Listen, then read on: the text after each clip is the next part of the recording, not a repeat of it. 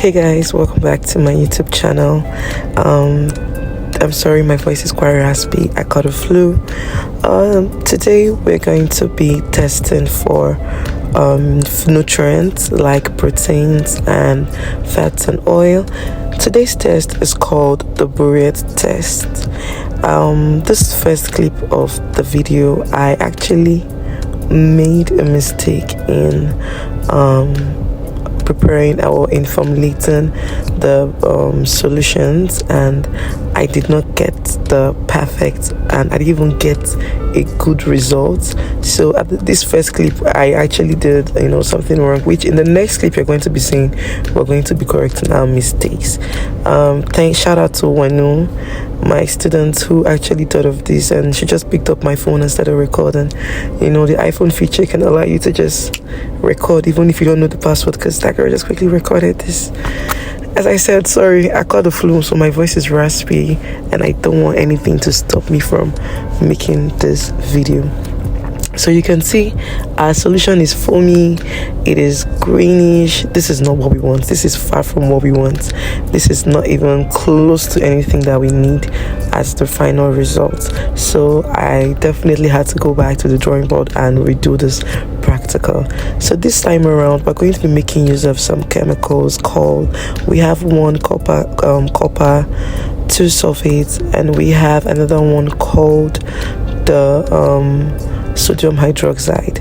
So we first mix the sodium hydroxide into the egg solution. So the egg solution has to be a very tiny little amount of egg whites and water diluted, and to dilute the egg and turn it into an egg solution.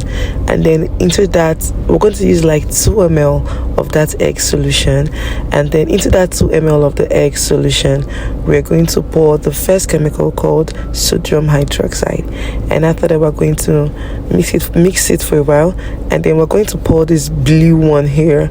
This blue one, I'm so sorry you guys, I'm not really good with chemistry, please, I'm a biology teacher. I think it's copper 4 sulfate or copper 2 sulfate, I can't remember. I'm coming back from work and I'm tired, okay, please forgive me. But anyway, yeah, so we're going to be pouring 1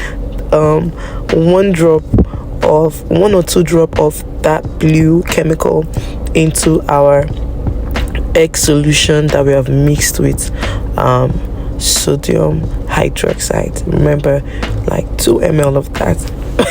Oof, I just had to cough. Sorry, like I said, I caught the flu. So remember I said just like 2 droplets, we're going to be pouring it into that solution. And remember, in this test, any tiny mistake can mess up your final result. So I had to make sure I had the exact 2 drop. Anything more than 2 drop would be excessive. So we have to be stirring it till we have, sorry my voice, till we have a purple solution. So that purple solution indicates the presence of protein. So you can see that my students were all happy that we got this, because the first one was a no. You can see the solution turning purple. It's going to take a while, but it's going to turn purple. And again, because of the lightning, I'm not sure it's showing very well, but trust me, it was purple. Okay. Oh my god, my voice is so crazy. Hi, God.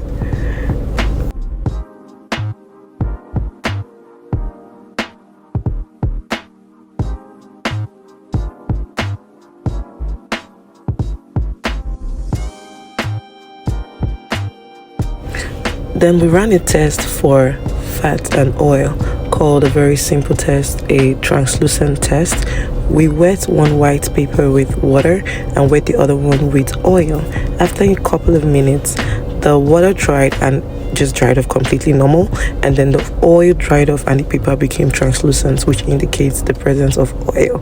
So that's the end of today's practical. Shout out to my students for being supportive and engaging throughout today's class. Bye.